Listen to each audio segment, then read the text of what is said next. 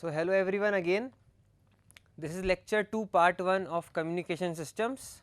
I am Sameer Lavankar. So, let us begin. So, a course outline for a quick recap. So, we started with lesson 1, that is introduction. We learned what is communication systems, why is it necessary, how a person communicates with another person, what is the evolution of this communication system. We started dating back from Akbar's time to present era of Tim Berners-Lee WWW, that is World Wide Web. Next we went to lesson number 2, that was elements of communication system. In this we learned about transmitter, channel and receiver. In the next thing, which is lesson number 3, we learned the basic terminologies. Right now we are in lesson number 3 only. In lesson number 3 we started with transducer, then signal, then noise, then attenuation, then amplification. The last concept which we rested upon was amplification. The device which is used to amplify, that is increase the amplitude, is known as an amplifier. Now we will continue our lesson about the basic terminologies only. After lesson number 3 we will move on to bandwidth of signal, bandwidth of transmission medium, then propagation of electromagnetic waves, modulation and its necessity. What is modulation we will learn in subsequent slides, and finally amplitude modulation. So, let us move on to basic terminologies only. So, first we learnt about what is a transducer, then next we learnt what is a signal. There are two types of signal, one is analog signal, one is digital signal. Then we learned about noise. What is a noise? Noise are nothing but unwanted signals only. Then next is a transmitter. What is a transmitter? Transmitter processes the incoming message signal. Please make sure that it processes the incoming message signal so as to make it suitable for transmission. Who does the transmission? Transmitter does the transmission through a channel and subsequent reception. Subsequent reception as in the work of a receiver. Next is receiver. Receiver's main use is to reconstruct the non-electric signal into an electrical signal again. So, a receiver extracts the desired messages signals from the received signals at the channel output. And then we learned what is attenuation. Attenuation is the loss of strength of a signal. In physics term we can say that the loss of strength is basically the loss of the amplitude of a wave. Let us say in the last lecture also, when I told you about this concept, let us say this is a wave. Let us say this is a wave which is progressing with time. Please make sure that the wave is always a single valued function. Let us say the y axis is either voltage or let us say current. Then if the value of the so the maximum value which this wave can attain is nothing but amplitude. So, if the strength is decreased, in physics term we can say that the amplitude is decreased. To tell you about amplitude, let us say this is the new wave, this is the attenuated wave, this is the attenuated wave. So, the green one is attenuated wave,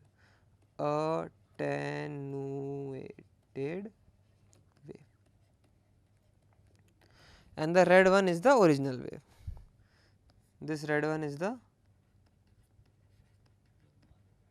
original wave. Next is, so attenuation is nothing but the loss of strength of a signal while propagating through a medium is known as attenuation. And finally, in the last lecture we learned about what is amplification. The device used for amplification was amplifier, as written here. So, the process of increasing the amplitude as in the consequently strength. So, it is quite evident that if the if the amplitude is directly proportional to strength. So, if the amplitude gets increased, then the strength of the signal, please make sure it is strength of signal. So, if the amplitude gets increased, the strength increases consequently. So, this is the concept we learned in the last lecture. Also, amplification is necessary to compensate for the attenuation. So, as it is written that what does attenuation correspond to? It corresponds to the decrease in efficiency for the passage of information from the transmitter to the receiver. So, if any decrease in efficiency is having, we need an instrument so that we get the maximum output, maximum information, maximum input information back as at the receiver point. So, for this purpose only amplification is used, and the device uses amplifier. So, amplification is necessary to compensate for the attenuation of the signal in communication systems. The energy needed for additional signal strength is obtained from a DC power source. DC is direct current,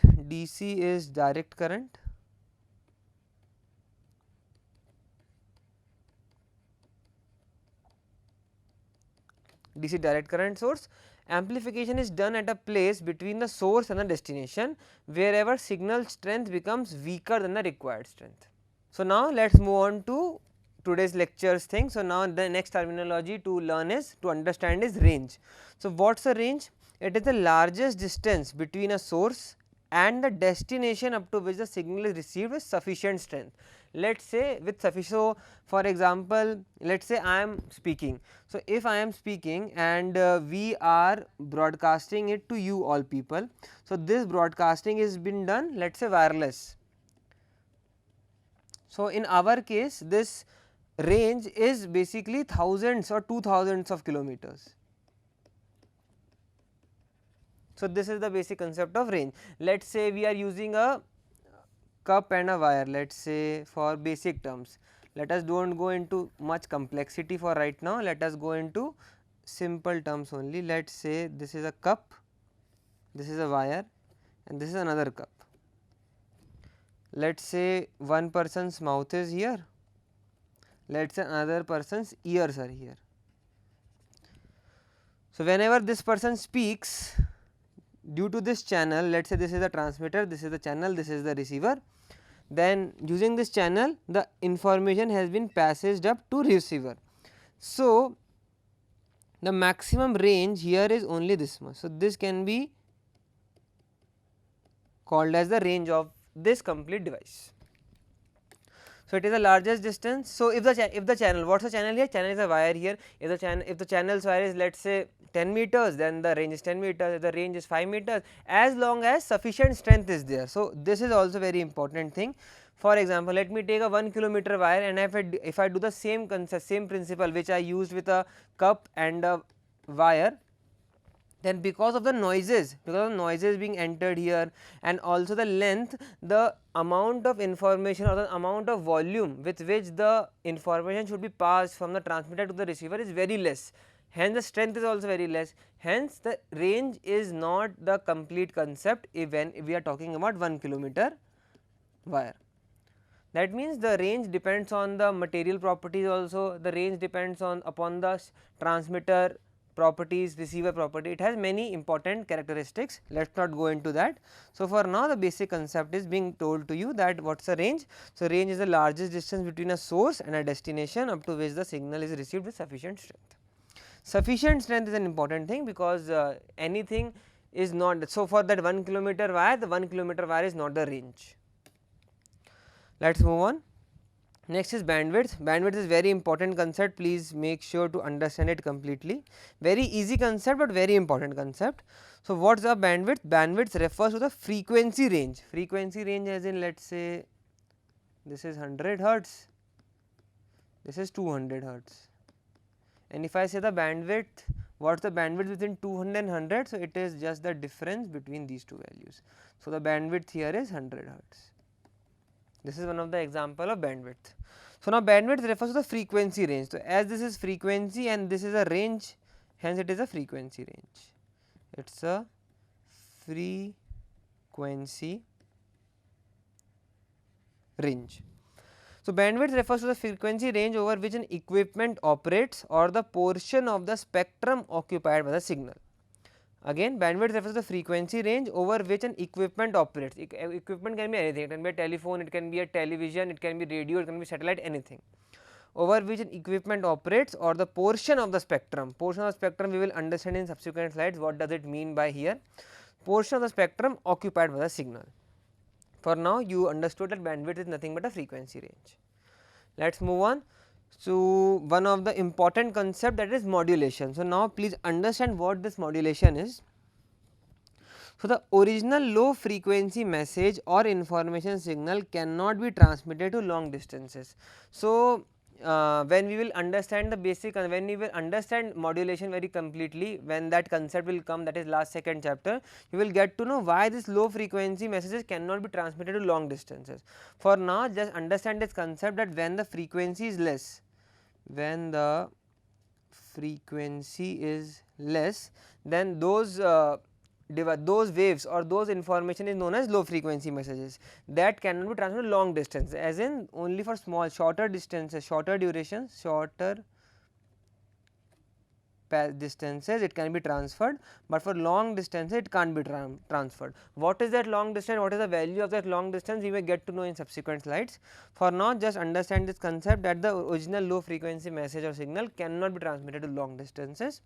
Therefore, at the transmitter, so we already know the elements. So, first is the transmitter here, then there is a channel here, and then there is a receiver here.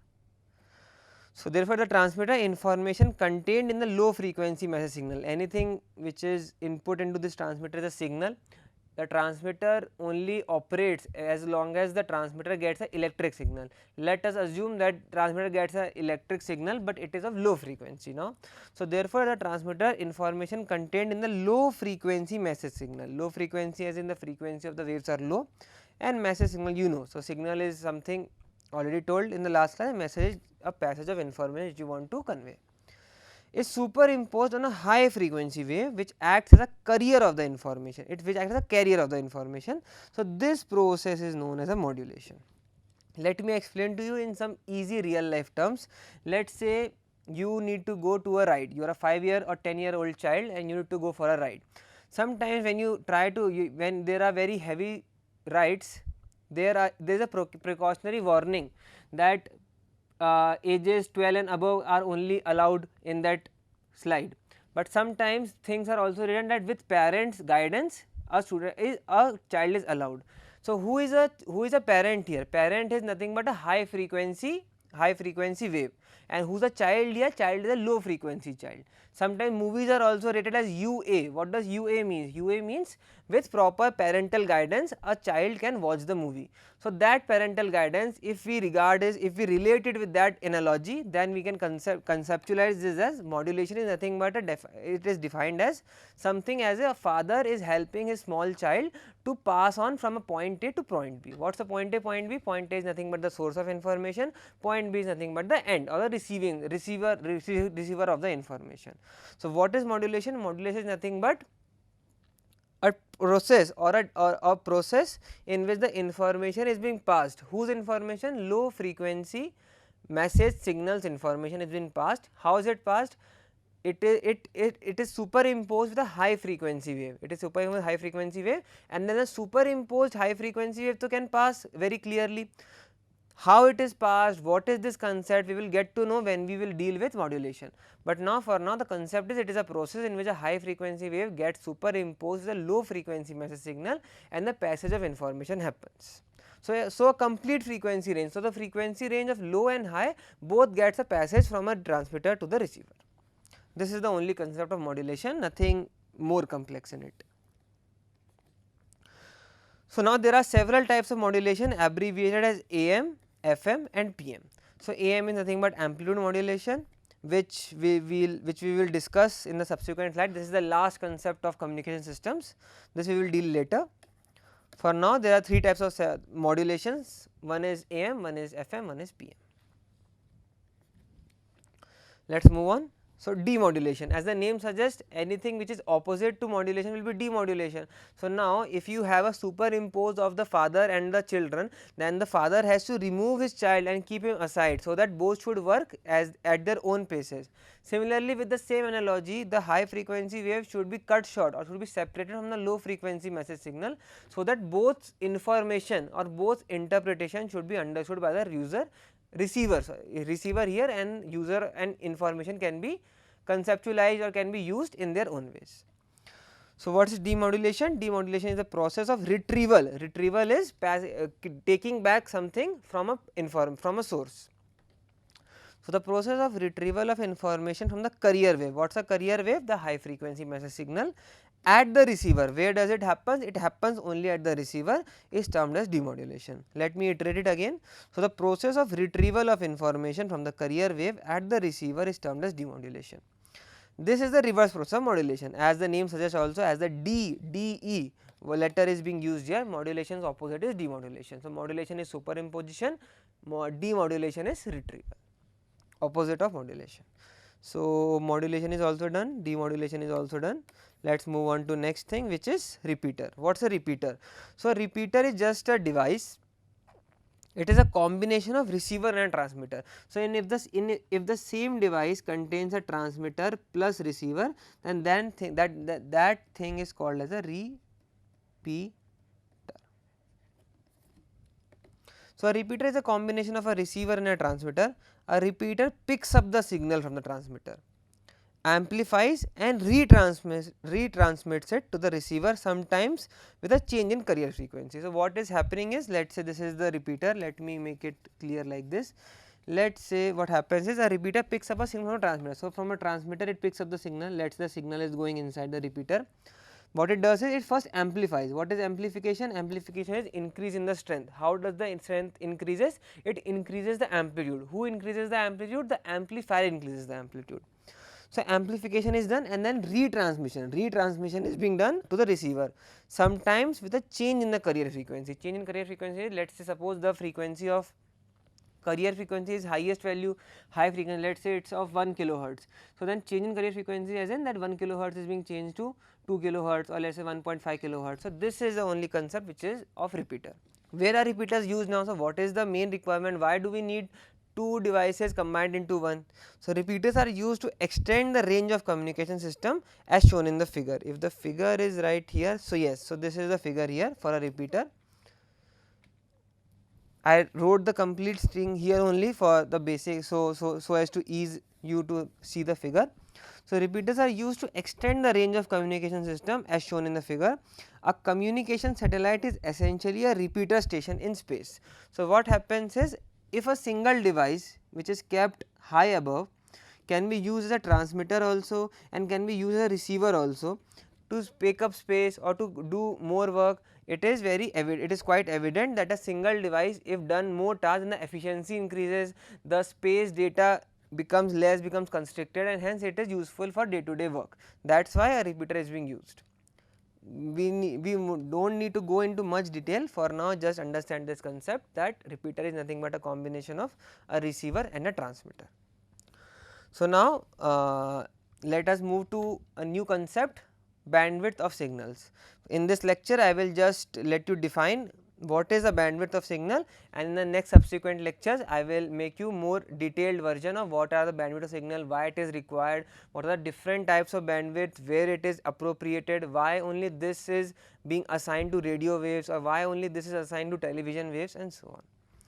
So, for now, bandwidth of signals. So, in a communication system, the message signal can be either voice, as in I am speaking in voice, music, you know music, everyone knows music, picture. So, a picture can also be displayed to you, that is also a passage of information from point A to point B, or computer data. Computer data can be anything, it can be internet blocks, or it can be videos, or it can be combination of photos and videos, it can be tweets and etc. Everything can be a point of concept here, point of communication here.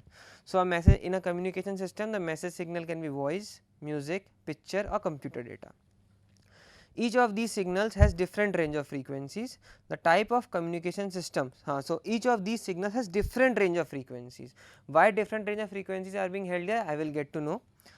The type of communication system needed for a given signal depends on the band of frequencies, which is band of frequencies nothing but bandwidth. So, the type of communication system needed for a given signal depends on the band of frequencies, which is considered essential for the communication process. So, different bands have to be required. If the bands are being constructed, then at the same television you will get to know FM also, you will get to hear television also, you will get to hear matches also, everything will be constructed. So, that is why to create a different signal, what happens is there is a separation of the information passages. A FM can't be heard on a television, a television's voice can't be heard on an FM. That is why it is necessary to differentiate between the FM radio signals and television signals. So, for speech signals, frequency ranges between 300 hertz to 3100 hertz is considered adequate. For speech is adequate, you no need to memorize, just for information part, that for speech signals frequency ranges between 300 hertz to 3100 hertz, which is adequate, and therefore, speech signal requires a bandwidth of 2800 hertz. How do we get the value of 2800 hertz? It is nothing but maximum value, that is 3100 minus 300. So, this is the bandwidth, simple subtraction value. So, 2800 is the bandwidth of this. that is 3100 hertz minus 13300 hertz for commercial telephonic communication. So, for commercial telephonic communication a bandwidth has already been assigned, which is 2800 hertz. So, for this lecture let me stop here only. In this lecture we started with completion of the concept of all the elements which are required or terminologies which are required for electronic communication system. At the last we got to know what is a repeater, before that we got to know what is modulation and demodulation. These are very important concepts, that is the end, that is the concluding part of communication system. And we started with what is a range and what bandwidth, and in the last point I started with the concept of bandwidth of signals, what is the bandwidth of signal, and we got to know that the bandwidth of commercial telephonic communication is 2800 hertz. So, for this lecture let me stop it here only. So, the course progress is lesson 1 is done, lesson 2 is done, lesson 3 is also completed. In the next lecture we will completely start with lesson 4, that is bandwidth of signals, and finally we will keep on progressing. For now, thank you.